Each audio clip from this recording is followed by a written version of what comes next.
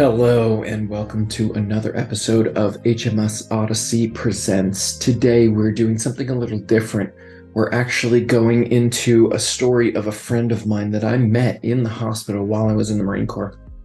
He was in the Navy. He was a corpsman for the Marine Corps. So he was stationed with Marine Corps units and he got injured while he was in. And this is his story, and it is particularly interesting, and honestly it's incredible. It's an incredible story of survival, and you'll see in the video, you'll see his mentality and you'll see his personality throughout this, and the kind of optimism that he kept throughout his entire journey. Similar to mine, when I got in my accident, I had to keep that positive lifestyle. Otherwise, your recovery will take who knows how long. But I got to know this man. He's a great individual, and he became a good friend. I actually met him while he was on duty, right outside my door. So this is a great story. It's a little over an hour, so I hope you enjoy. He goes through everything in detail. It tells you a lot about his life and how he got to where he was at, and it's an incredible story. I hope you enjoy. So if you like it, hit that like button, drop a comment, subscribe. Thank you so much. Enjoy. When we start going through, do you have any soft spots about anything? No, you ask me whatever you want, man. Absolutely. Okay. All right. I wasn't sure if there's any little particular thing. Some people like not at all. Not at all. And maybe when people, or when we go back through this and people watch it, it's not. This is not a sad story. Maybe there's aspects of it, especially if you ask my parents, they'll probably tell you it's a sad story. But in my mind, this is not a sad story, and I'm very fortunate to be able to say that. We all get, at some point or another, we all get tested. At some point, when you get tested, it's not your choosing. It's not going to be the time that you want. It's a test, and it's just that. It's not a pass or fail. It's how you react to it. And like I said, I'm very fortunate, man. I really am. Yeah, I was gonna say, I say your story is more of a story of triumph, and that's one of the reasons that I wanted you on, because what happened, I mean, it's like people who see my car in my car accident, they're like, oh, that person's dead, and I'm like, that person is standing in front of you, right? Yeah. So I really connected with your story, and I think that's why we got along really well. We both went through some significant ass shit, and it took a little while to get our shit back together, but we got it. So yeah, absolutely, man. Absolutely. Just take a little time. That's all it is. Yeah. What you doing now, man?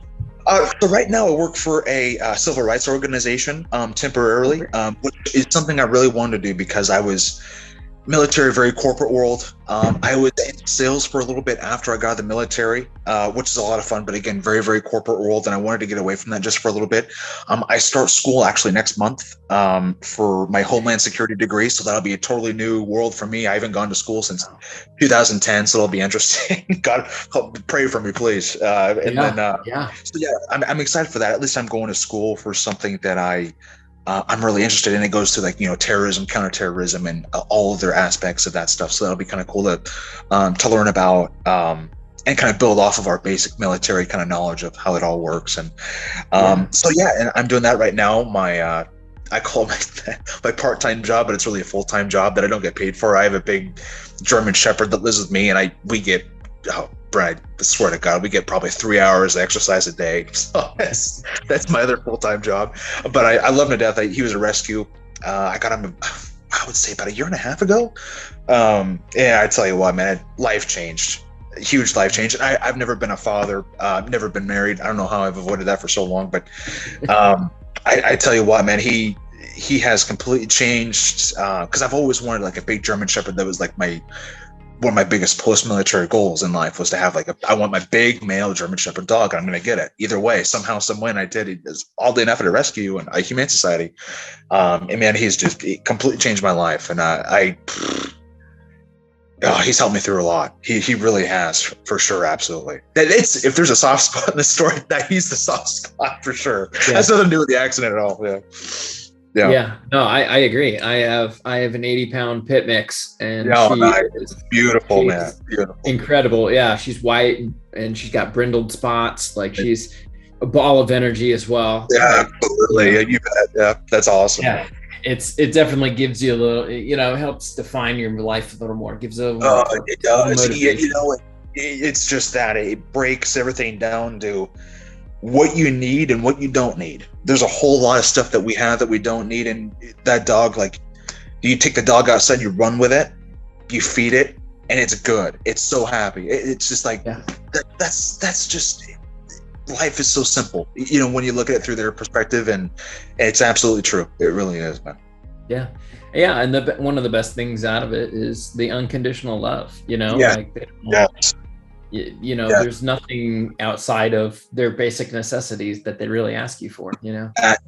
Nothing at all. Yeah. Nothing. Just time. Yeah. Just time. That's all I ask for. It's just your time. Yeah. That's it. Oh yeah. Yeah. Yeah, dude. Yeah.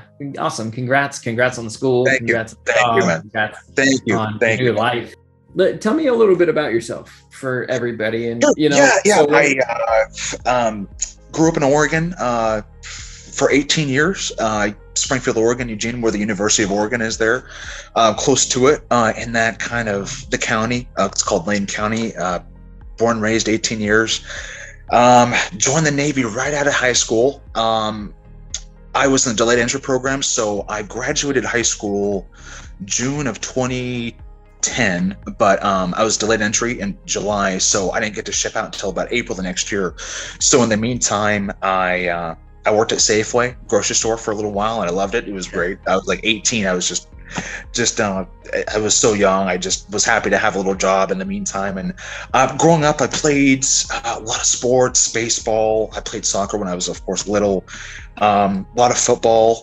Wrestled my last 2 years in high school. My biggest regret, luckily I don't have too many. I was a pretty good boy in high school, thankfully. But my biggest regret from high school and even middle school is not wrestling earlier in life, because those 2 years of wrestling taught me more than any other sport combined, all those years together. It's how to surviving on your own. No one's there to help. You have a wrestling team there that's cheers for you, but when you're on the mat, it's all you, and no one else can help you.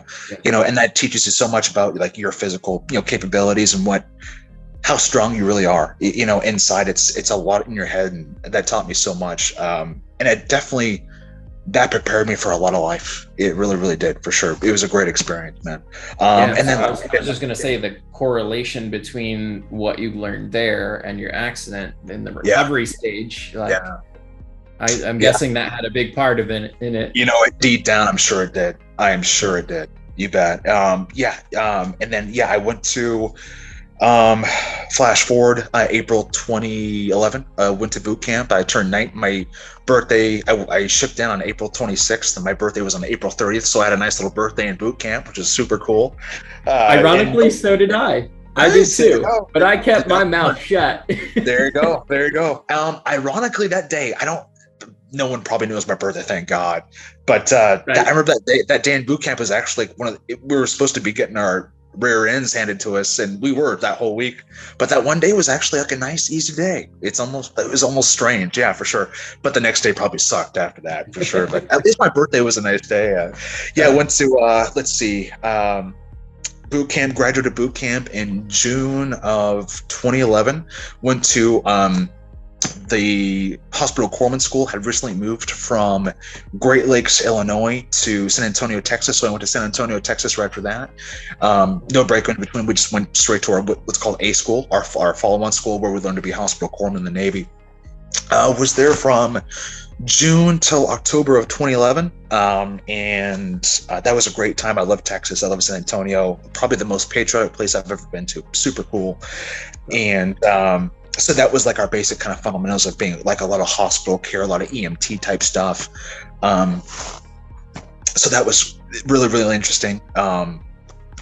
That's where I first got exposed to, you can relate to this very well, military parties and the alcohol that goes on, because, boot camp, of course, totally dry. You can't have a sip of anything. And then once you get to core school, and it's very laid back there in terms of like restrictions, especially once you get towards the end of the curriculum. Once you've been there for a couple months or so, every hotel room in San Antonio was just an absolute, you can guess whatever the hell went on in there. It was nuts. And I'd never been exposed to that. I was dude, I'm 19 years old, barely drinking my whole life, was super family oriented. It was super a crazy experience, and that's, it was just, I remember that was such a steep kind of adult learning curve I had to go through. Like, it's crazy. People in and out of relationships, you know how that works. And it was nuts to see. And for some reason or other, they actually put me, I was like the second in command of our class, which was like, how many students? Like 60, 70 students. So I was like, I would march them to town and stuff like that. And so I got to hear about everyone's issues and stuff like that. And that was my first leadership class, I guess. And long story short, I had a great time in San Antonio. Really good instructors. Two of them were former corpsmen that were attached with the Marine Corps. So that was super cool. And then the other one was a female, and she was on the ship. So we actually got a good mix of kind of instructors who have been to different places, which is super cool. And after that, I went to temporary duty in Naval Hospital, Camp Pendleton, in Camp Pendleton, California, big Marine Corps base. We were waiting to go to our field medical class, which is where we learn about, it's like the mini Marine boot camp where you learn how to wear the Marine Corps uniform, Marine Corps, everything. And then the second half of that course is your introduction to tactical medicine, so how to apply tourniquets and how to call medevacs and stuff like that, all the fun stuff. But I was temporary in Camp Pendleton, that hospital there for 5 months. I did nothing medical there. I worked in the mail room, so I delivered mail to the hospital. It was great. I loved it. It was a lot of fun. And the days were super short. So we pretty much all used that time, because a lot of us came from that San Antonio Corps School class to that hospital TAD to get ready for field med. And that's exactly what we did. We just, our day was spent working in the hospital like half the time. The other half was like going on long runs and getting us like physically fit for field med, being that's more physically demanding than anything we've done in the military so far. Boot camp was an absolute joke. For the Navy, it's more administrative than anything else, I felt like, which is coming to the Marine Corps side, totally different animal. And so that's where they're kind of getting us ready for. And, to this day, once we classed up for that field med class, that was flash forward a little bit to January of 2012. It was 2 months. And I tell you what, that was probably, God, at that time, definitely the hardest thing that I've ever done. The sleep deprivation is the hardest thing, because they get you in that knack of like being able to operate on little to no sleep and to like have your mind working and no sleep. And dude, that was a struggle. I mean, it's they basically get us on that level of what you guys go through at boot camp. Like, you have to be able to function with zero sleep and be able to do your job well with no energy. And so that was as hard as it was also a lot of fun. I love being dirty. I love being out in the field. And so I was kind of like half miserable, half having a great time at the same time. And when you look back on it, right? So absolutely. I just have one question. Did you choose? So I know you got attached to a Marine Corps unit. Did you choose that, or did they push you into it? So great question, actually, because I forgot to go over that. In Corps School back in San Antonio, we before we graduate, we pick orders to decide where you can go to a ship, you can go to a Marine unit, you can go to a hospital. By the time it was my turn to pick orders, there was only 3 or 4 FMF infantry billets, or even there wasn't a lot of air wing or logistics for the Marine side either, because as corpsmen, we have more or less for the Marine side 3 choices. You can go aviation, logistics, or infantry. And of course, mine was infantry number 1. All were taken immediately. So I think they had some BS ones left. But it is like Japan and whatever the fuck else. They like lower level stuff. And there was one there. And then one of my instructors was from 29 Palms. He would talk about how hardcore it was there out in the middle of the desert. Fucking sucks. And I thought the hospital there needed corpsmen. I'm like, can I do this one? And then I remember the detailer, he was a H.M.1 or an E6. He looked at me, he goes, "You want to go there?" I'm like, "Yeah, I want to go kick indoors or something like that." So he sent me there. The interesting thing about those orders was, even though I was going to the hospital for 2 years, once I graduated from field med, that was the caveat. Usually when you go to a hospital as a corpsman, you don't get to go to field med. But what was cool about those orders, even though I wasn't going to an infantry unit right away, they were still going to put me through that field medical school and then go send me to the hospital. So I still got that at school. So that was really cool. It was tough, definitely going back to the hospital after that, I think, because I was so ready to just go do I call it my real job. But it was still, I mean, I landed at the hospital. We graduated field med in March of 2012. So I got to that hospital in 29 Palms, March, April 2012, immediately after field med.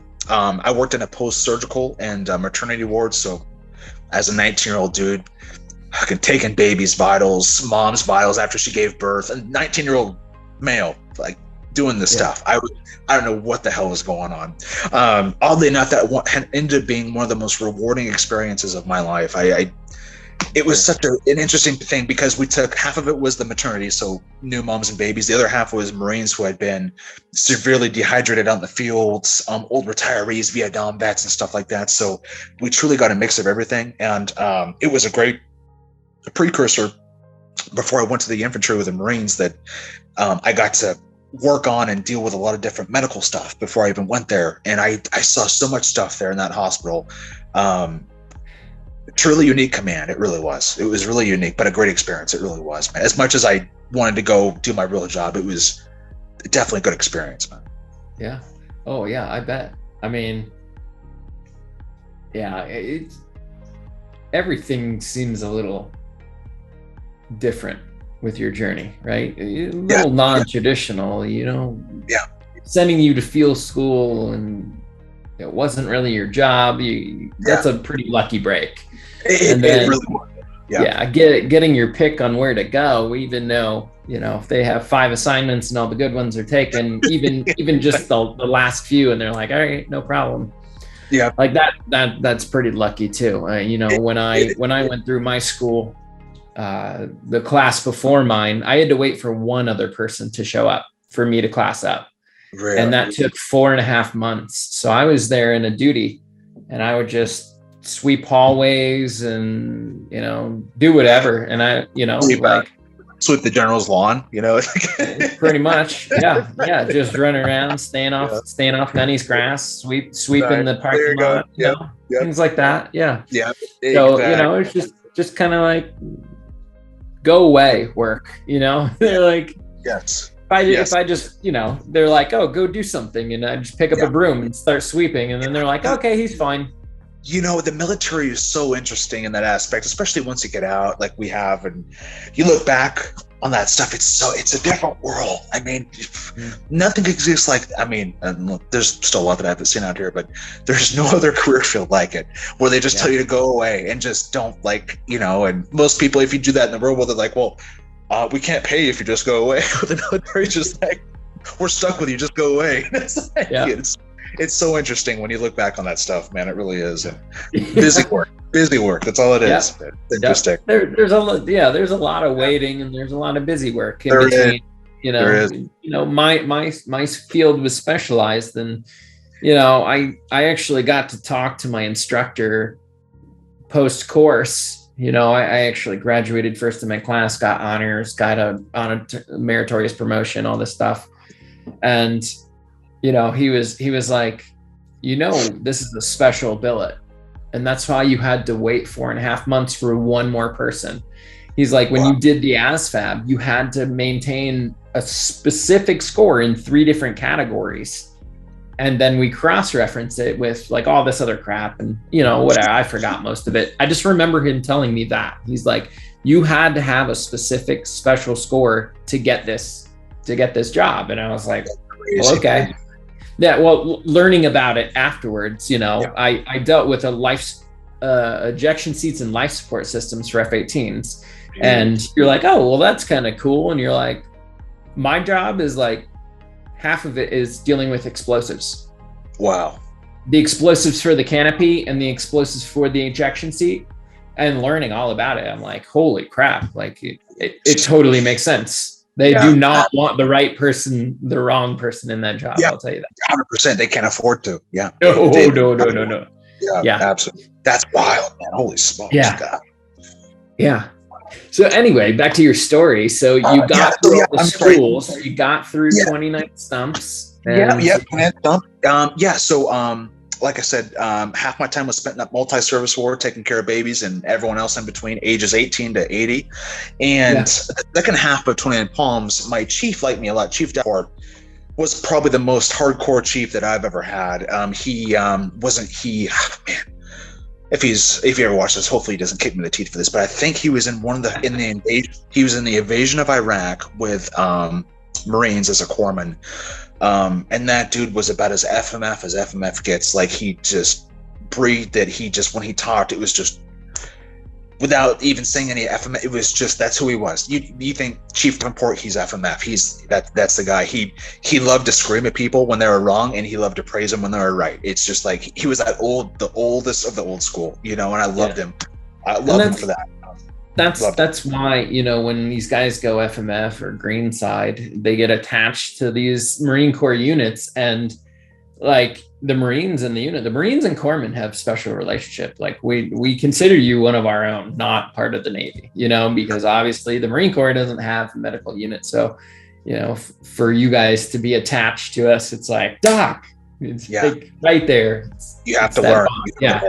Yeah, so it makes sense. You kind of go through our shit, but being in the Navy. So, you have to upgrade to our standards, which are a lot more strict than the Navy is. So. Yeah, they are for sure. But yeah, he was great. I loved him. And then since he liked me as much as I did, and I had been in the hospital for a little while, and we'd come to know each other really well since we were there. He had just stepped on to our chief in that MSW, multi-service ward, part of the hospital. And he said, hey, there's an opening for the Range Training Area Maintenance Battalion. What they do basically, probably the best job, to be honest with you, I've ever had.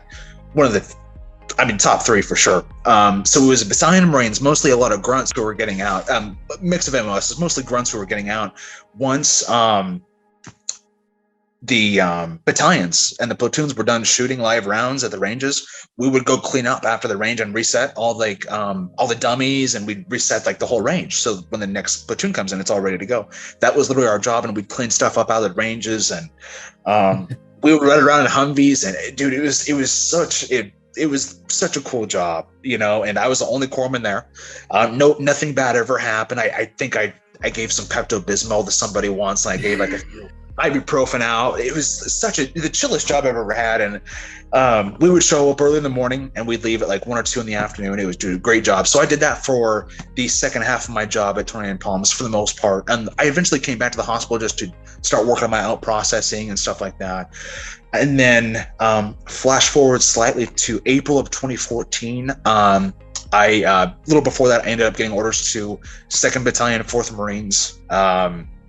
And that's when I started my journey to the Marine Corps. So I got there, landed there April 2014, and then I got there. It was great, beautiful Camp Pendleton, California, just absolutely great. It was only 2.5 hour drive from 29 Palms, so super easy transit there.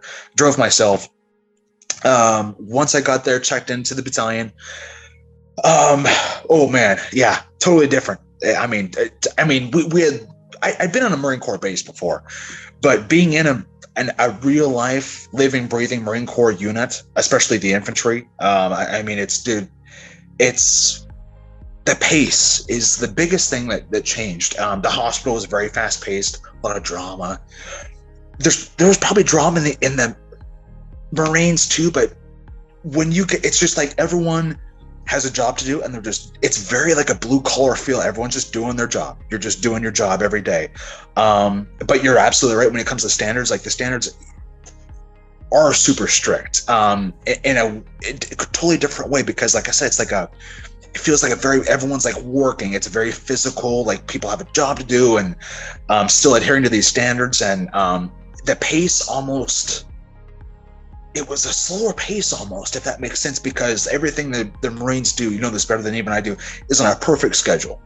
The training, the day-to-day stuff, it's on a perfect schedule, and you're just going by the schedule every day. There might be a thing or two that pops up, surprise inspection, some BS like that. The first sergeant wants to talk to you on Friday before, just real quick. But other than that, everything is on a perfect schedule. The pace was totally different, and I like that a lot. I really did, because I like structure, and there probably isn't more place on earth better for structure than that, And Then shortly after checking in, I got did all the paperwork, all that good stuff. I went to probably the best course that I've ever been to. It was called Combat Trauma Management, CTM in short. That takes place in headquarters, or the headquarters part of Camp Pendleton, so a little bit towards main side. It's 2 weeks long. I tell you what, Brett, I mean, oh my God, it was the best training that I've ever received. So in field med back in 2012, there's things they can and can't do, because it is a Navy school that partnerships with the Marine Corps, more or less. I could be wrong on that, but there's a lot of rules. There's a lot of things they can and can't do because it's like a big official school. CTM it was not really an official school. So all those instructors were all combat vets. And if there was one of my classmates was overweight, or if they had an attitude, they were either expected to take it or get new orders to go somewhere else.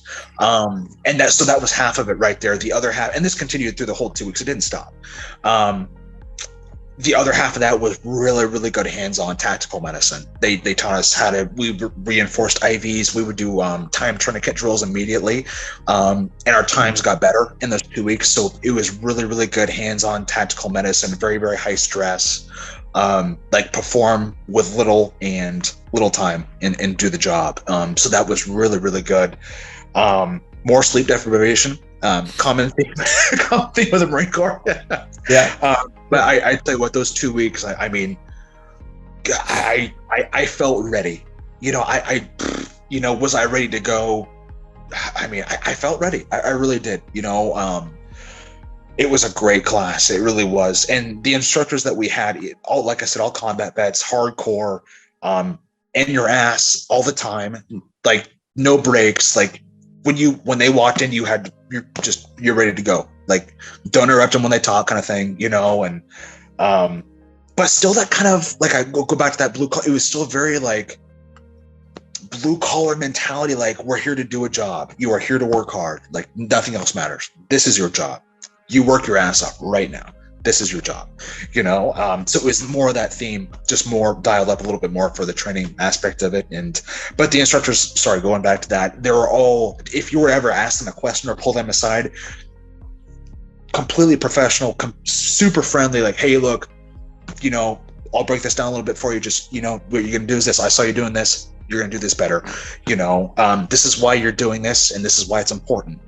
Make sure and do this next time. And they would completely just teddy bear it down for you, for sure. Depending on who you are, I would say, they were nice to me, for some reason, but they were, I mean, that 2 weeks was excellent. After that 2 weeks was over, back up to, I was in the 62 area of Camp Pendleton, so way up towards like San Clemente, very north end of Camp Pendleton, I loved it. And then from there, me and Philip, we were the most, I guess you could say, in shape and motivated corpsmen that we had in the new batch of corpsmen the battalion got. So they sent us to scout snipers right away. Oh, very cool. Yeah, absolutely, man, for sure. And I was there for 2 years. Wow. And I'm guessing that is where your accident occurred. Yeah, absolutely, for sure. So I would get to scout snipers. Now, is it the training school, or were you already just pinned to a unit? No, at that time, they had just shut down corpsmen going to sniper school before it was allowed. Now they shut it down just for Marines, which I was okay with. I would never want to take a seat away from a Marine, because that's your guys' job. You're Marine snipers. They don't make corpsman snipers, which is super cool nonetheless. But I tell you what, we got there. This is in later on May 2014, after CTM was over. Checked in the battalion, everything was done, paperwork, all that good stuff. Steep learning curve. Coming from the hospital with zero infantry experience to scout snipers, which is another step, and that above that, oh my God, dude, my poor Marines. I keep in touch with just about all of them to this day in that platoon. They probably fucking hated me, for sure, because I was just like, I might as well have been like Marine boot camp at that point. We didn't know how to patrol. We didn't know, so they had to literally teach us all this. Luckily, they were super good guys, and they were all experienced. Besides maybe a few, but even the inexperienced guys were super. I mean, what a great platoon. I was with them, like I said, for 2 years, and dude, there hasn't been a group of human beings that I've been closer to in my 30 years of life. I mean, it's, you talk, like, sleep together, eat together, smell each other, get pissed at each other all the time because you're around each other all the time. It is just, if I could think of the brotherhood is that and a little bit more on top of that, you know, I was just, they taught me everything. They broke it down so well. And then I went to probably the coolest course I've ever taken in July of that year. So July 2014, we went to, it was called Special Operations Training Group at the time. That was another 2-week course. We were partnered alongside Recon Marines. So all the instructors were old. I think a couple MARSOC guys, some Recon Marines, Marine snipers. They pretty much, it was tailored for, it was called Reconnaissance and Surveillance. It was tailored for snipers, Marine snipers, and reconnaissance Marines. They teach you how to build hide sites in pretty much any environment, no matter where you are, how to disappear in urban environments when you shouldn't be seen at all. And then Seth, my chief scout at the time, who was with us in 2-4, he just got to us. He was a prior urban sniper instructor, so he taught us all this crazy stuff, and it was a lot of fun. But that course, that reconnaissance surveillance course, was super crazy. So I felt that it was like such a high level course for me at the time, and I guess it kind of was for everybody too, because they teach you so many detailed things that you do, and how important it is to the littlest thing, to cleaning up after yourself after you've done on a patrol, like to leave nothing behind, how important that is. Like, they stress that so much. And what they did so well in that, they took us from basic stuff like that, to clean up after yourself, how to walk a certain way and that sort of thing, all the way up to, you know, eyes on target and how to observe things. And they went into patrolling a little bit. I mean, it was I felt so cool going through that course. It was really hard. It was super hard because a lot of the stuff I didn't know what they were talking about. Just being, again, I felt like an entry-level corpsman in a way, but it was such a cool course, and it taught me a lot about discipline. Out of every class that I've taken, man, it teaches you so much, that class did, about discipline, because everything that you do, every movement that you make could be visible to someone looking at you, and you have to be in that state of mind, like, all the time. Once you step foot on that mission or patrol, whatever we were doing, everything that you do has to be like super like disciplined. Everything. It's just so crazy, but a lot of fun. And that class, I mean, as horrible as I thought I probably did. That's definitely, I mean, that set the tone for what the next 2 years were going to be, and that helped me a ton, going through that class, and how to pretty much, they set your baseline of discipline, and you kind of build it up from there in terms of what, like we just talked about. And super cool class. And after that, we started to, that was part of our workup for the, well, I call it a deployment. It was a 31st MEU. All we did, so we did some more training, obviously, we deployed in November that year to Japan. And between then, we did some battalion level exercises and stuff like that, more training for us as a platoon. A lot of cool stuff, mostly like battalion stuff. So we did stuff as a battalion mostly. Went to Japan November, lift weights and drank for about 6 months. That was about it. We actually did a lot of cool stuff there too. Seth, my chief scout at the time, awesome guy. He would, because of in Okinawa, it's very jungly, very tropical. So he would basically just, as a platoon, he'd throw us out in the middle of the jungle and he'd say, okay, go hike for a while, then try to find me and survive out there, and so on and so forth. It was actually a lot of fun. I had a great time at Japan. They had a great gym there too, which was great. Really good food, great experience. And then for maybe 2 of those months, actually, we were on the ship, and that was the worst experience that I've ever had. That was the worst experience that I've ever had. Yes. Thank God, man, they didn't send me on a ship in the Navy. Thank God. I was miserable for 2 months.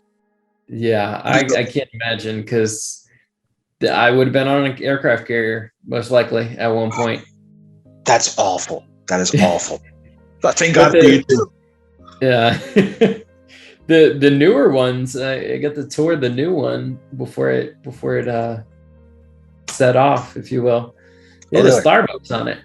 Really? Yeah. Well, that's They good at least. actually took some Navy people, sent them to Starbucks to get trained properly, and then they actually operated as Starbucks employees on the Are you ship. kidding me?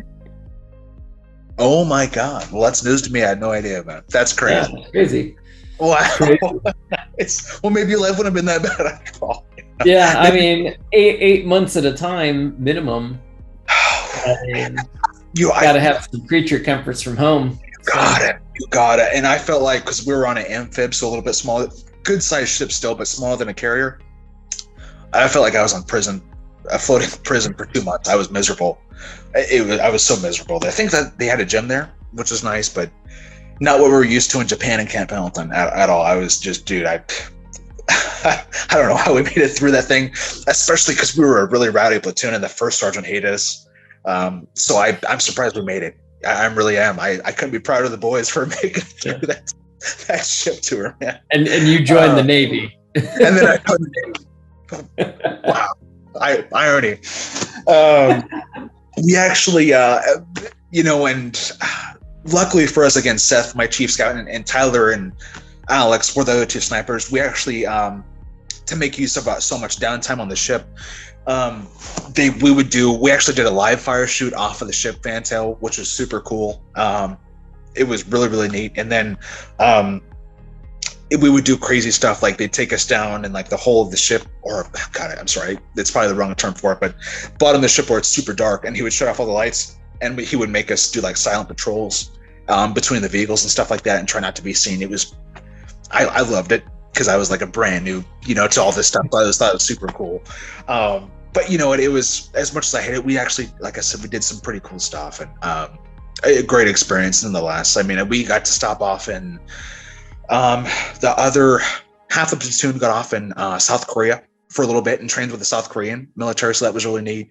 And then we actually, as a whole battalion, we got off in Malaysia, and we spent 3 days there. That was my first time seeing a third world country, or that kind of third world country, really. And that was crazy to see. Like, sewers over there, different. Trash over there, different. It's not like here. That was eye-opening because I had never left the U.S. at that point until then, and that was super eye-opening, man. The things we take for granted here. I mean, you don't get that everywhere else. It's so crazy, man. It really is. I'll never forget that. Yeah, that was really cool to see, and very, very pretty place. And after that, we pretty much, once we got off the ship, the deployment was pretty much over. We did a couple exercises after that, but we were pretty much getting ready to head back home. And we did that. Came back home May of 2015. Went home, saw family, and then we pretty much immediately started working up because we were set to deploy again in April of 2016, so less than a year later. So we started pretty much after leave got over we had a huge leave block, which was really nice. July, August 2015, we really started hitting the range hard. I think we were at the range 5 days a week. We would just stay out there. We wouldn't come back home. We would just stay out the range. The Marines would shoot. I was the only corpsman there because Philip, or my corpsman buddy at the time, he got pulled by another battalion because they needed a corpsman to go on a deployment. So they pulled him. So I was the only corpsman and the snipers at that time. And I remember for weeks at a time, we would be on the range. Of course, we'd come back for the weekends, which is great. But 5 days a week, they were shooting a lot, which is really, really cool to see. Did that for a while. More and more training throughout the year. We actually got a new lieutenant at that time, and he was great. He was an intelligence officer, so he brought that kind of side of it. The other lieutenant we had before, he was freaking awesome too. I think he actually ended up going to NASA. He did go. It was something to do with outer space. It was so cool that he got this job, and it was out of all places to do this cool job that he got. It was in like Santa Monica, California. I'm like, good for you, Lieutenant. Good for you, buddy. It's like, good for you. I had something to do with like aerospace. It was such a cool job. I'll have to ask him about it later and get back to you. But so again, we got Lieutenant Lynn, who was another intelligence officer. Really good guy. He was like Lieutenant Edie. He was all about like taking care of his people, which is you can't ask for anything more, especially out of an officer, which is hard to find. Still the same enlisted leadership. We still had Seth, Tyler and Alex were our snipers, and then we sent a bunch of more guys to school after that, who all ended up passing. A lot of them did, which is great. I'd been with those guys for a while. And then I was still the only corpsman there, and I would remain the only corpsman there until I left that platoon in March of 2016. So I was with them the entire time, all the training, all that good stuff. Great time with those guys. I mean, it's especially coming in and seeing, you probably saw a lot of it too. You get this young 18-year-old guy, fresh in the military, fresh in the Marine Corps, and you watch him grow. And the craziest thing was seeing like a lance corporal become like a sergeant, because it happens. They get promoted pretty quick, depending on what track they're on. I tell you what, man, it is probably one of the most amazing things I've ever seen. You watch that lance corporal go to a sergeant, and now he has his own squad, or he has his own guys that he's training under him. It's like this life cycle that you get to witness. It's the most impressive thing. It really is. It's hard to explain. It really is. It almost gets emotional, because you're just like, dude, I watched this guy like 3 years ago, and what the hell? He's all grown up, it's crazy. And I saw a lot of that in the sniper platoon. I really did. Yeah, it was a great experience, man. It really was. Flash forward a little bit to March of 2016. I am getting ready to hand over the platoon, which I'd been with for almost 2 years, or pretty much 2 years at that point, to two new corpsmen, Javier and Nick. They were two great studs that just came to battalion, corpsmen, who were going to replace me in snipers. Great guys. Great guys. I'm so glad they went there. Of course, the Marines gave them a whole bunch of shit, saying, "Oh, we want Trev back. Send him back. We want him," and all that shit. But they were great guys, man, and I couldn't have chose two better ones. I trained them briefly before they went over there, and then once I got them set up, I went to the headquarters company in the battalion, where I was in charge of, me and another second class. We were in charge of training for the battalion, for the corpsman wise. So we were in charge of all the TCCC classes, all the tactical medicine classes, combat lifesavers for the Marines. And my other job was the corpsman for the battalion commander and the sergeant major, basically. So my job was to go when they would go out. It was my job to go with them, and if they ever got hurt, I fixed them up. And it was a special company, or it was like a platoon they had, that included the CO and the sergeant major, and I was the corpsman for them, basically. So that was my other part-time job. Flash forward a few weeks to late March 2016. We start McCree, which is the last exercise before our second deployment. It's graded by the base commander on multiple different things. It's like a huge exercise. We're out there for 10 days.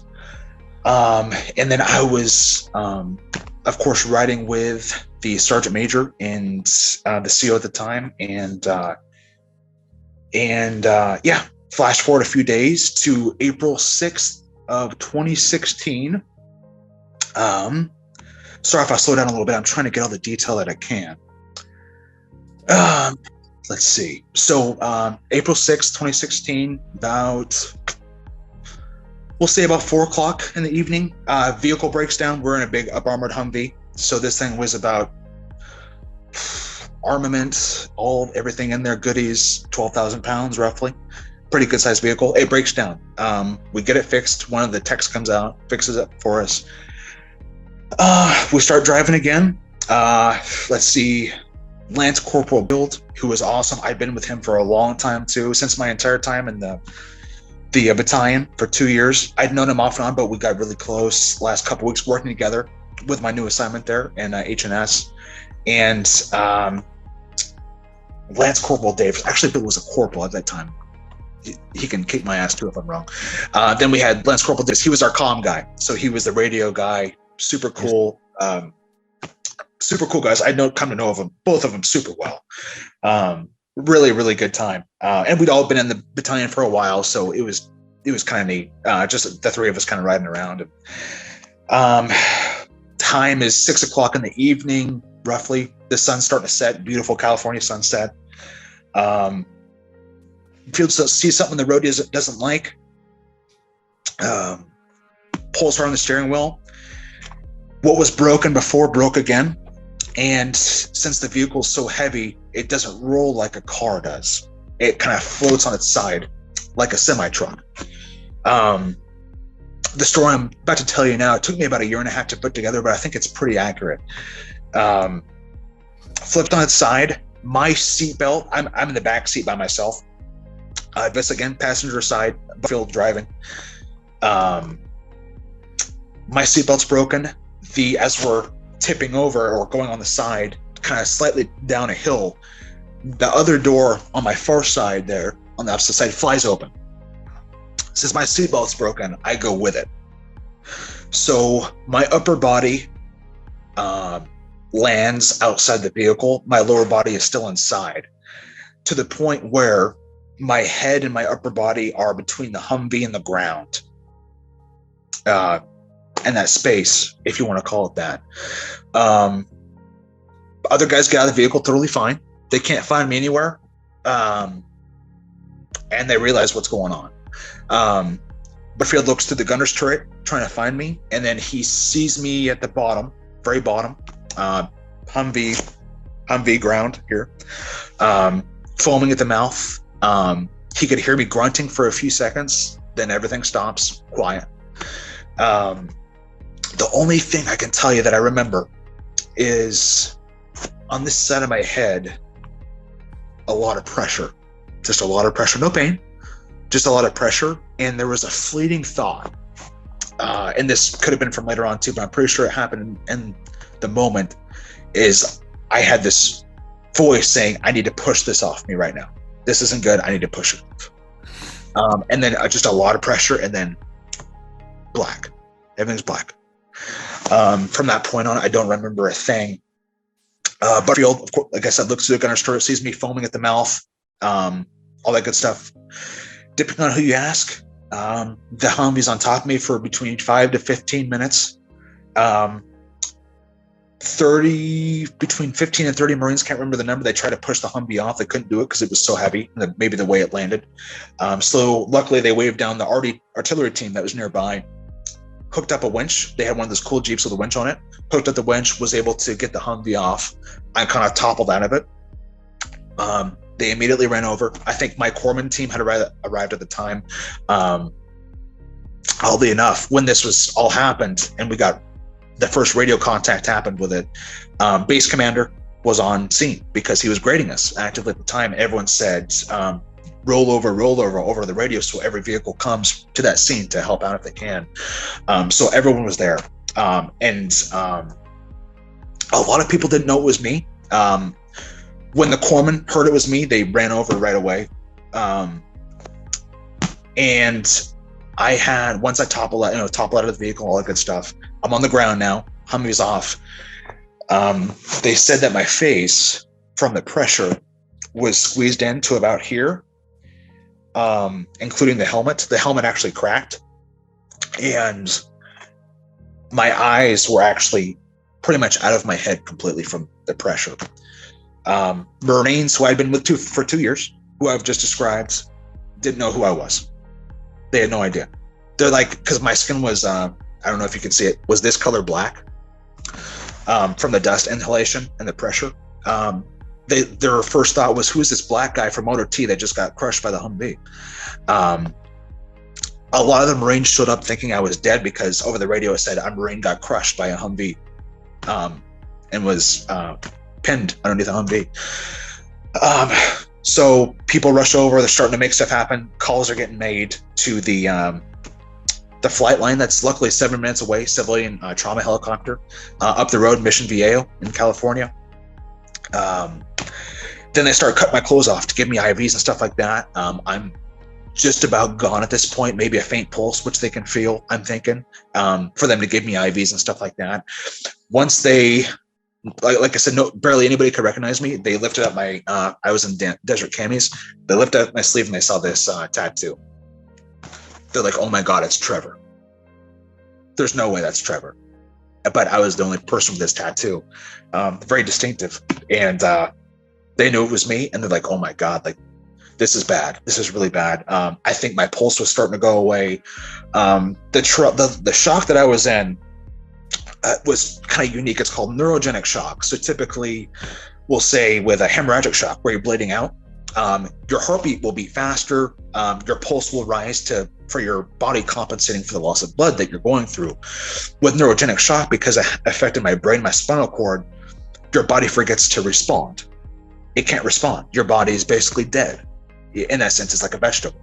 So instead of everything being elevated, everything was dropping. So my heartbeat was dropping, my pulse was dropping, everything. My breathing was like, maybe my breathing was a little bit higher maybe at the time. I can't remember. I'll have to ask him, but I remember everything was dropping. Like I was just dying, basically. Helicopter shows up, start blasting me with probably medications and stuff like that. And then I remember my doctor, they said my doctor, because they were going by civilian protocols or civilian paramedics, and they were kind of going back and forth. My doctor and the paramedic were arguing about what to give me, and my doctor's like, fucking give it to him, because he knew I was like a young and healthy guy, so he basically told them to blast me with whatever medications they can give me. So they got me on the bird. Again, you don't remember any of this. You don't remember being on the bird or anything. When was the first time you remember? When I woke up, about 10 days later. 10 days, but you woke up. Wow. Yeah. Wow. Yeah. That's very different than mine, man. I remember everything of my accident, everything. I didn't lose consciousness. Oh my God. That's why they didn't test my brain initially. Really? They were like, well, you didn't lose consciousness, so you must be fine. Because all my external injuries, I mean, they're so open wounds, like you can see meat and bone. And Jesus. And they were like, don't test it. And then once I got transferred to Virginia, I was like, I can't form sentences. I'm like, it's like I'm trying to find words and I'm like grasping at them, but I can't find them. So I took myself in, get my head checked out, and they were like, yeah, you have a TBI. Oh my God. I was like, okay, this makes a lot of sense now. Yeah, just a little bit. Yeah, that's crazy because I remember freaking everything. Gotcha. I remember them setting my leg twice. Oh my God. I remember everything. Dude, so that is, I don't know, man. I probably would have been in the car for another hour if it wasn't for me being conscious, because they were just going to cut the whole car in half, and I told them how to get me out. Oh my God, man.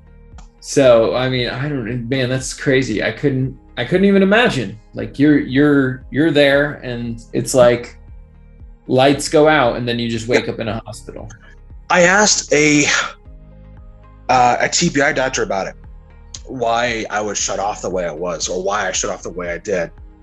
He said, yeah, I have a theory on what happened to you. He actually had heard about my accident because he worked in Camp Pendleton there.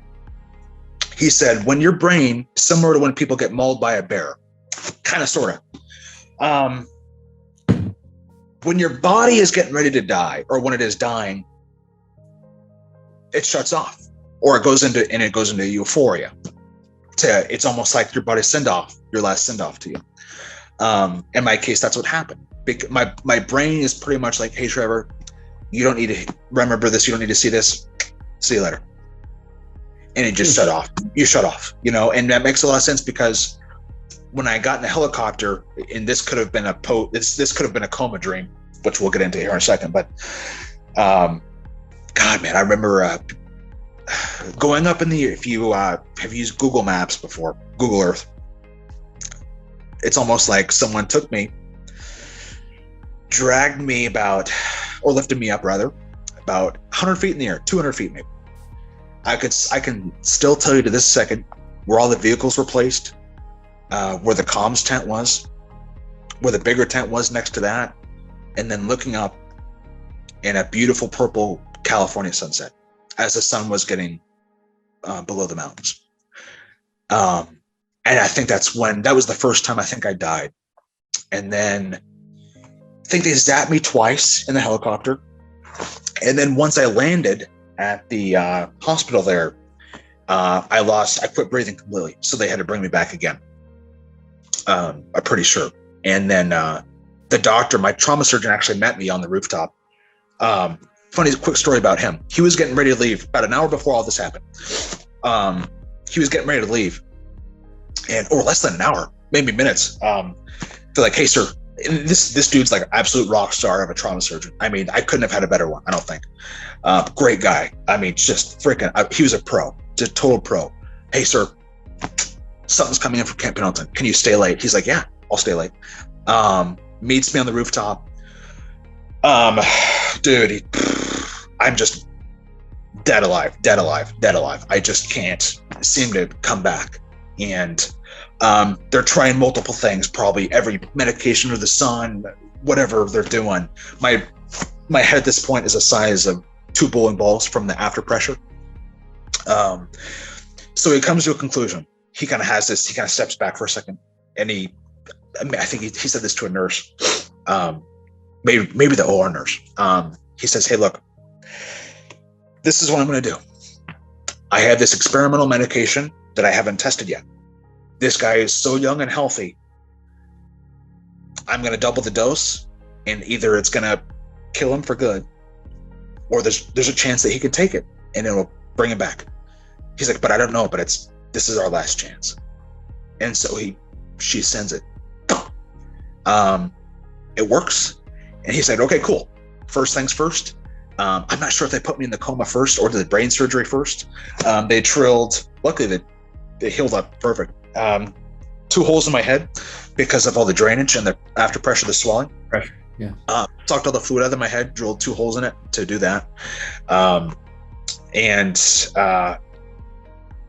Put me in a coma for 10 days. He's like, 10 days wasn't the plan. He was expecting a little bit longer because of the damage that had been done.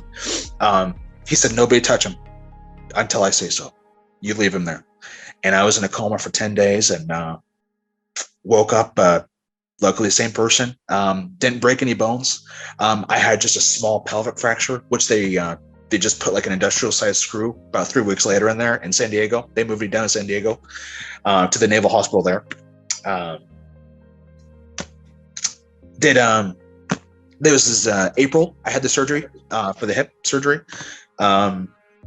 After that, went to Wounded Warrior, Camp Pendleton. I chose to do the Marine Corps one. They gave me the option of the Navy Safe Harbor. No way.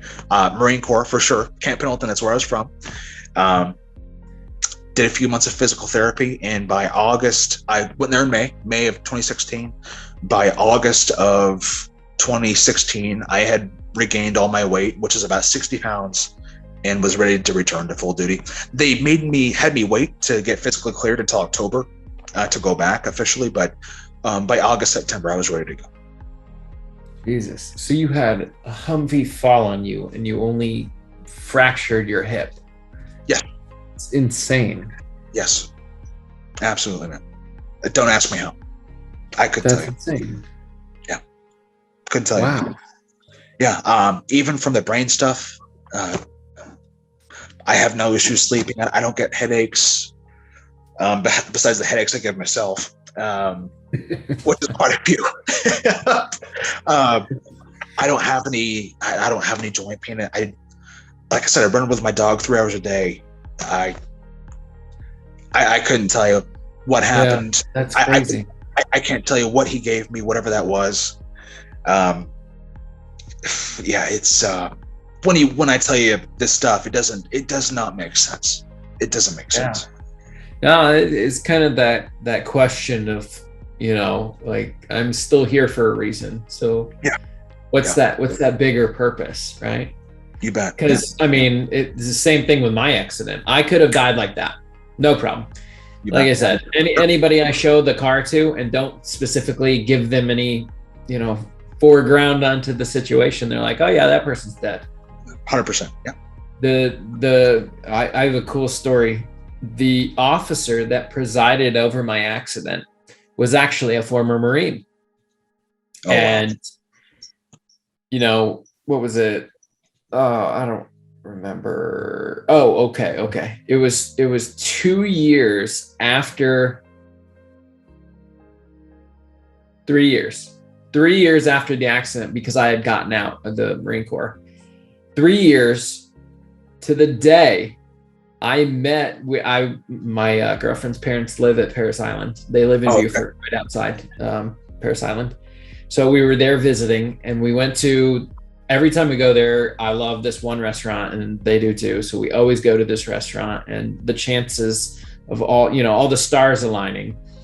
But I was walking out, and I had virtually no clothing. I just bought Marine Corps stuff where, when I was at base, I was just like, I need clothes because I didn't have anything. So I had a bunch of Wounded Warrior stuff on, and as I was walking out, this guy's like, "Hey, Wounded Warrior, I was in Wounded Warrior too." And I turned around, and we start talking,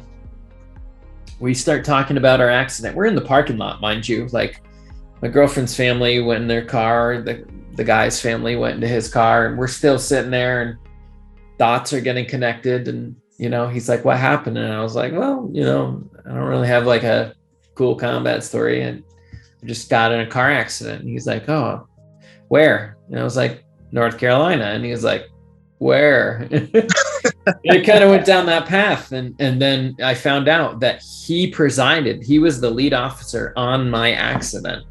No way, man. 3 years later to the day, in a completely different space. And dude, I was like, "What's going on?" And he's like, "Well, we came out to Paris Island because I'm retired Marine. He got injured, and that's what took him out of the Marine Corps. And then he became a cop where he lives." And I was like, all the stars aligned. I was like, the exact restaurant in the exact town on the exact day that it happened 3 years prior. And man, dude, he went off. And we ended up meeting up the next day for lunch. I was like, "Hey, my family's waiting, your family's waiting. Let's meet up for lunch tomorrow." And he was like, "Done." So we met up, and when we got there, he was parking the car, and his wife came out, and she was like, "He cried all last night." And I was like, "Why?" And she was like, "He thought you died." Wow. He saw the tan bag. So, when you're at boot camp, at least Marine Corps boot camp, they give you like this tan bag to hold all your like blues and all your uniforms in. It's like, it's pretty recognizable if you've been in, right? So she told me that he saw the bag and he instantly knew, but he thought I died. And she was like, he took that really hard. It took him a couple months to get over that. She's like, he sees accidents all the time, but when it's a Marine, it really hits home. Yeah, you bet. And I was like, I can't imagine what he felt like seeing me, and all the coincidences, the universe just, here we go, all these dots. It's almost like he needed to see you. He needed to see you. Yeah. Oh yeah. It was definitely for him. It definitely wasn't for me, but our friendship has blossomed, and now it's more beneficial for both of us. But for sure. That's awesome. For him, oh yeah. It's crazy. Yeah. He's come down. He's done some job interviews in Atlanta, and he stayed at the house, and we've gone over to the restaurants and eaten stuff. So it's really cool. And it's awesome. Really serendipitous. And it is. That's beautiful. That's beautiful. So maybe I'm fuzzy on this because I have a lot of fuzziness around my accident and my time in the hospital. How did we meet? I thought you were injured at the hospital there. Not at all. No, I was full duty. Went back to full duty after I finished my tour at 1st Marine Division there. I was working in the NICU in that hospital in Portsmouth, and my duty section had duty that day, and I was on the Wounded Warrior watch. Yeah. Okay. And that's how we met. Yeah, absolutely, man. Yeah, I was just on watch on duty section. Yeah, totally. Yeah, just totally. You were in the wing. Yeah, in the wing. Yep, exactly. Yeah. Okay. Mm-hmm. God, man. Yeah. The wing, fun. The wing. Oh, dude, that was wild too. It really was. Dude, tucked away, kind of. So for anybody watching, it's the hospital we're talking about has 3 buildings: an administrative, a medical, and then they have kind of a specialty building it's about 15 stories, and they have all kinds of small things like dermatology. But one of the floors is recovery rooms, long-term recovery rooms, and it's independent. So you have to be independent enough to live there, but you're not good enough to live in the barracks or go back home, etc. And I think I lived there for a year and 3 months. Oh my, you were there that long? Yeah. Really? Wow. Yeah, because even the captain, the Navy captain, so 06, she was the one who filed the orders to kick me out. And she saw me about 3 months later, and she was like, I had no idea about your accident. She's like, I wouldn't have kicked you out. She's like, I would have let you stay in there however long you wanted. Wow. But it was an adventure, man. It was cool. Absolutely. I'm glad you got out, man. Yeah. Well, I ended up in the barracks for about a year more. I think my total time in the hospital was just over 2.5 years, I want to say. Okay. I was about 3 months inpatient. I had my own room, like legit. Like they pulled the second bed out and I just had my own room because I was in there for that long. I almost got moved up to Walter Reed. Oh, wow. Okay. And I forget, it was the matter of like 6 hours. They were like, no, don't bring him. Wow. And I was like, okay. Yeah. Kind of wish I did, man. There's only like 5 or 6 Marines down there. My experience with Wounded Warrior was much different than yours. Yes, for sure. I'm super fortunate, man. Because I lost, because I was on a liquid diet, of course, during the coma and a little bit afterwards, because just of everything that happened. The fracture in my left hip, as small as it was, it hit a nerve. So the left side of my body, my right leg included, because of the atrophy from sitting in the hospital. So I couldn't walk. So I had to learn, oh man, I tell you what, dude, fuck. From being like a super able-bodied 23-year-old who goes and runs and lifts weights every day to not being able to walk and 70 pounds lighter than what you were. Oh man, life humbles you. Life will humble you, man. If you know, and not that I was a super cocky guy, because I never really was, but that was truly insane. I was super thankful to be alive, and I was super I just felt great that I survived that. But I knew that I gotta recover now. Like this is no bullshit. I gotta fucking get back. This is ridiculous. So I like a baby had to learn how to walk again. I did too. Did you? Yeah, for sure. You know how that goes.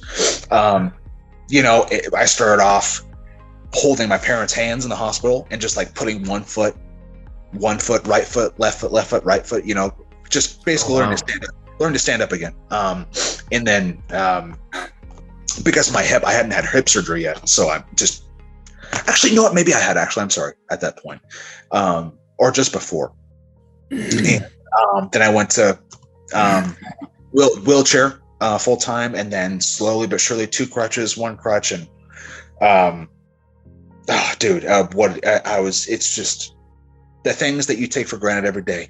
You would never think about carrying 2 bags of groceries out of the grocery store, not having to drive yourself around in a wheelchair to get groceries and to get in a car and worry about a wheelchair to get it. Dude, it's just, you have a true appreciation of life, that it's hard to fathom. Looking back on it and reliving it all over again, it's like, oh my God, dude, like there's so much that we take advantage of every single day that the normal person never thinks about. It's just first world problems and which makes total sense because that's where we live. But oh man, life, that test that we talked about at the very, very, very beginning of this thing, and that test that you get, you're not prepared for.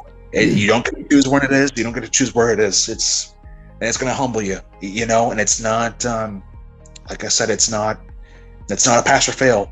It's a reaction. How are you going to react? Are you going to run away? Are you going to find an excuse, or do you just, I remember I felt really sorry for myself when I got to the Wounded Warrior Barracks in Camp Pendleton. This might be the hardest part to even say about the whole story, which isn't too bad, but just reliving it again. I was sitting there in my wheelchair, about 150 pounds or so, 140 pounds, somewhere around there. And I remember my 2 buddies dropped me off in my big room there in Camp Pendleton, all by myself. They said, "Hey, Trev, if you ever need us, give us a call." At that point, during this whole process, I had never been alone. I'd always there been. My mom was always there in the hospital with me. Dad, stepdad, you name it. I remember that door closing behind me because I was in a wheelchair, so I couldn't really turn around. I was like Batman, I had to kind of turn my shoulders for everything. I can still tell you too, just like when I was going up in the helicopter, like how quiet it was, and it was just me. There's nobody else anymore, and I just cried. I cried for probably an hour. Why is this happening to me?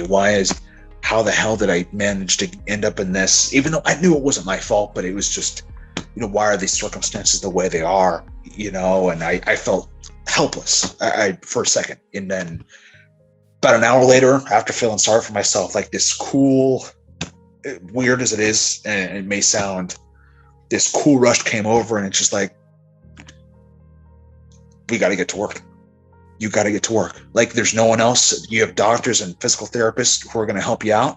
They can design workouts for you, Trevor, but this depends entirely on you. There's no one else here. It's up to you. There's no excuses to use. It's up to you. How fast that you want to recover and how strong you want to be depends on you. Yeah. It all depends on you. And then that next morning, I remember hobbling out of bed, and I had those those ab wheels. I remember that was my first exercise, and I couldn't even barely do one, and but even that, just doing that little thing, just getting up at 4 a.m. and just trying, I remember that did so much for, I felt so much better just getting up early and just trying, even though I couldn't even do one barely. I couldn't even hold myself up with two hands. It did so much for my mind. It's like, if I can get up at 4 a.m. and try, well, maybe I can do it again the next day, and maybe I can do better. And it's just like that thing in between years is a powerful thing, man. If you can will it, I mean, there's a lot of stuff you can do. And even to this day, I like many others, I forget what you're truly capable of if you're just there and you just try. Just be there. Just be there and show up and just try, and you'll be amazed at what you can do. And yeah, man, it's just, I'm very fortunate, man. I really am. I really am. Yeah. No, it's as you're talking, I'm just, it's so easy to relate because I was in the exact same situation, You bet. Except when you had to learn to walk, my parents didn't hold me. They had to make a custom walker for me because I broke my arms.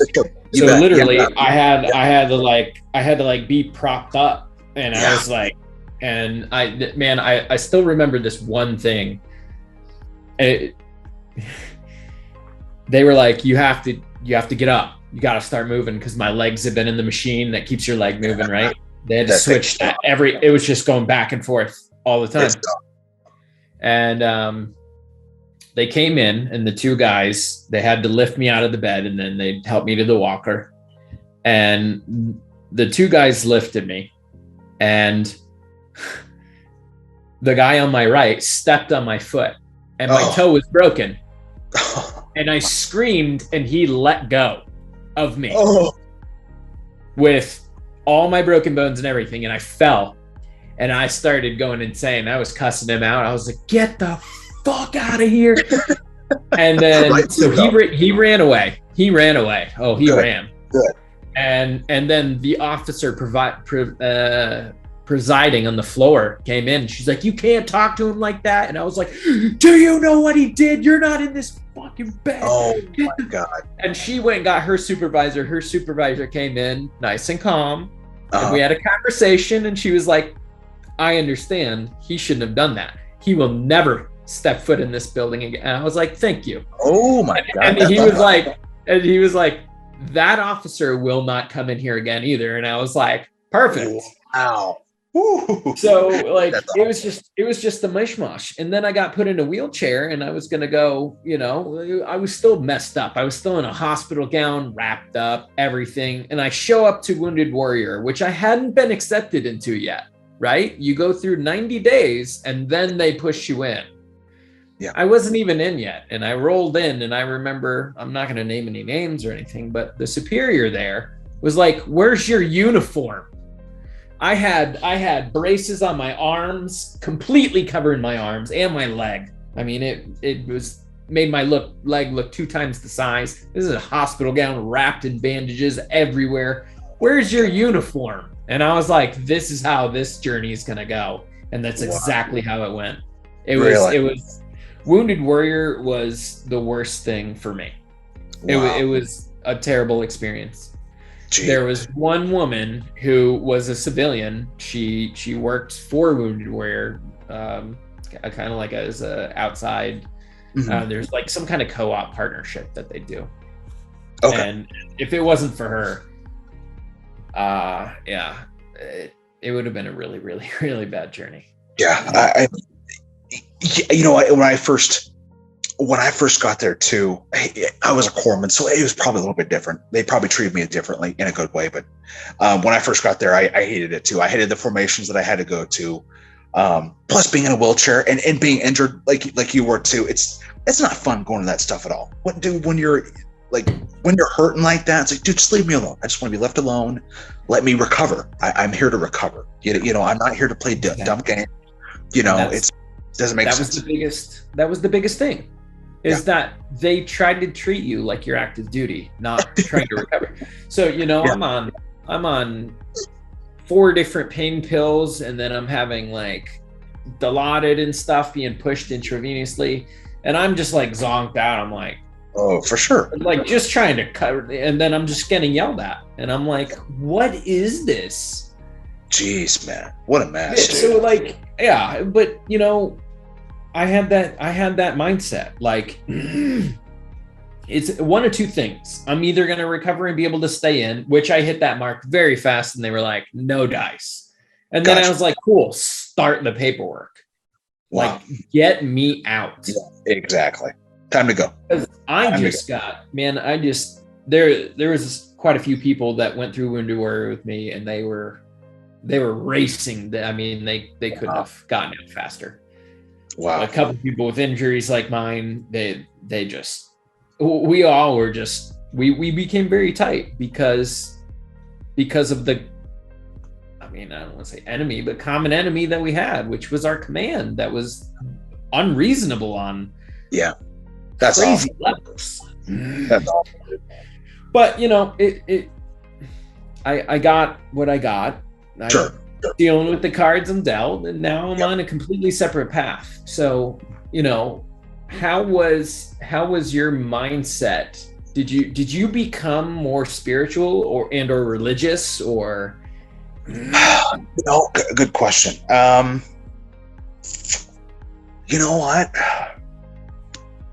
I'll say no to both, but I'll tell you what happened. My appreciation for life and the little things in life grew to they haven't changed since then. I just the little things in life, I feel, and maybe it is a little bit spiritual in a way, but those little things in life, I never take them for granted, you know. And I'm a huge advocate for like mental health, you know. I mean, your well-being is the most important thing. Without that, you're not going to accomplish anything, you know, in a good way.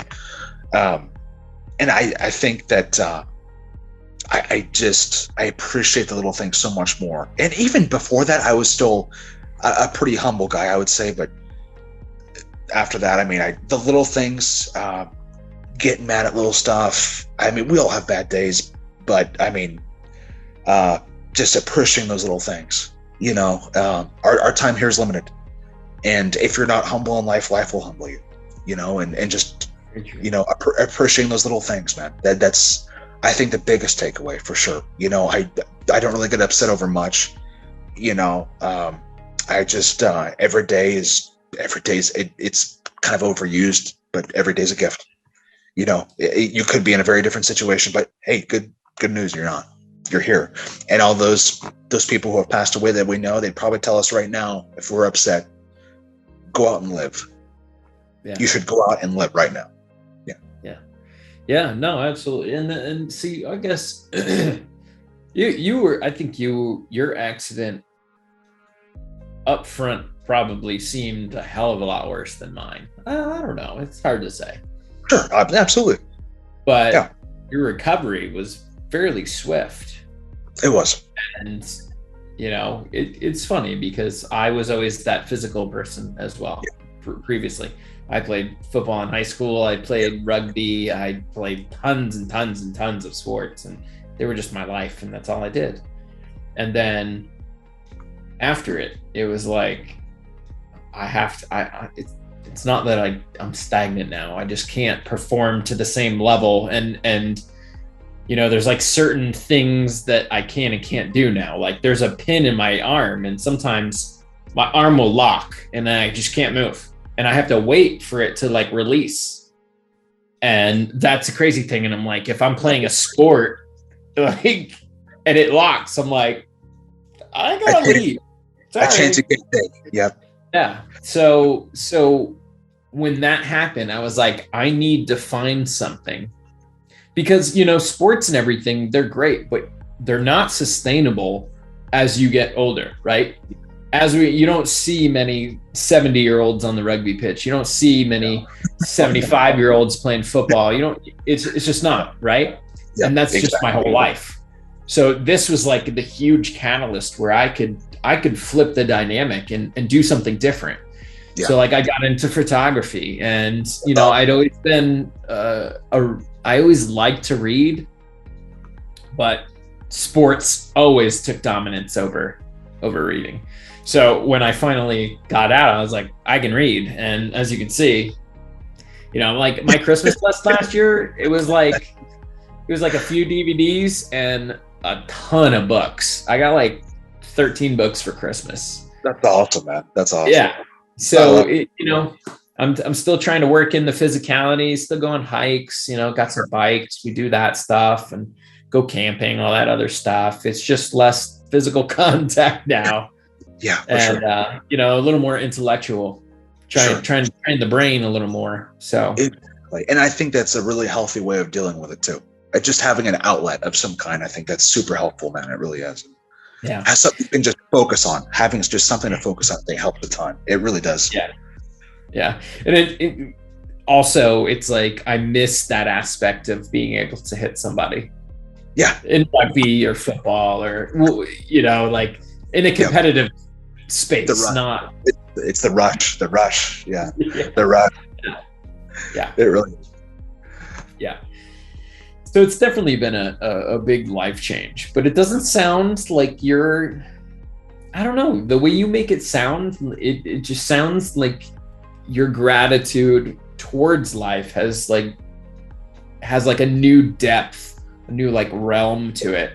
That's a great way. Yeah.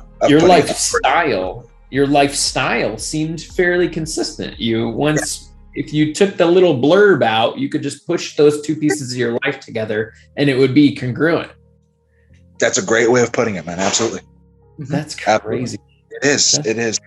Yeah, it's kind of like a big dream that happened in between. And then I woke up and now here we are. I'm talking to you, and yeah, I can't imagine. So obviously you've talked with the guys from your unit. Do they ever tell you like their perspective? Like, dude, because I mean, you being a corpsman, I'm sure you've seen some stuff. I've seen my own bone and flesh, sure. Like, yeah, but that's not a common occurrence between people. Exactly. Nowadays. Yeah. I've called them personally a few times, and I've sent them text messages, even somewhat recently, and I ask them, hey, what happened that night? Can you tell me through your eyes what happened? And they do. They're like, oh yeah, man, this is what happened. This is what I saw, and we all thought you were dead, and we couldn't recognize you. It's so interesting to me to hear that stuff too, from a different perspective. Especially because I told you before, the story I told you a few minutes ago. I mean, that took me about a year and a half to put together. So whenever I get to talk to somebody about it who was there and experienced it, it's almost like I get a piece of it back that I can kind of piece together. Yeah. You know, it's like a big puzzle that I've pretty much completed, but maybe there's a corner piece that I didn't see before, and I can, that goes over here. That's, I didn't see that before. Yeah, I mean, I couldn't imagine being able to stare at you and feel so helpless. Yeah.